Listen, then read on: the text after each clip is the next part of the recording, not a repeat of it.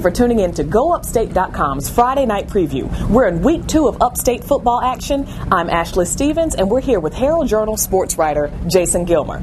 So, Jason, after a week 0 win, Burns had last Friday night off. How do you think that's going to affect the Rebels this week? I don't think it'll really bother them. They did the same thing last year. They had a week off in between games, and they came out rolling. And this week, they're playing Greer, and that's a big rivalry because the schools are so close together. So I think the Rebels come out on fire just like they were in week 0. Right. Well, now tell me about Landrum's tailback. He had a big game last week, didn't he? Yeah, Brandon Provo played great against West Oak. He had 230 rushing yards. He had 2 touchdowns, and he's coming off a bum ankle, so he came out. Didn't really know if he was going to play or not, so I don't know if West Oak was prepared to see him, but Brandon Provo, he's a good tailback. We're going to have to keep an eye on him.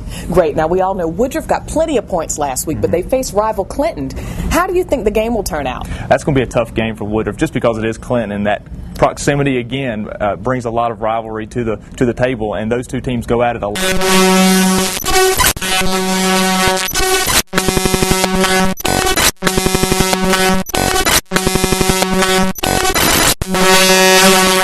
I think Freddie Brown will have his Wolverines ready. They're going to run the football a great deal, and so will Clinton, but you got to watch out for the passing because they'll do that too. Great. Now, moving along to the Vikings, how do you think the players at Spartanburg High School will respond to everything that's happened at the school this past week? I think it's been a tough week, but I think football kind of brings those kids together, and on Friday night they'll come out and they won't really care about what's going on around them, and they'll want to play, and I think that's the biggest thing. They're going to be out of the county, maybe not as many fans yelling about what's going on, and I think they'll just go out and play football and have a good time. Now, speaking of bringing teams together, and we talk about unity, Union County High School had its first win last week as a consolidated high school. So what does this mean to the 3 communities of Lockhart, Jonesville, and Union? I think it means a lot because we talk again about football bringing people together, and this is 3 communities that have had great football tradition. So I think getting a win early, it kind of gets that monkey off the back, and even though you're playing Dorman and Gaffney in the next 2 weeks, you got to win early, and that's a big thing, and those communities love to see a winner. Great. Well, lastly, Jason, Dorman put up 45 points Friday night and did a lot of damage with its running game. Does that surprise you at all?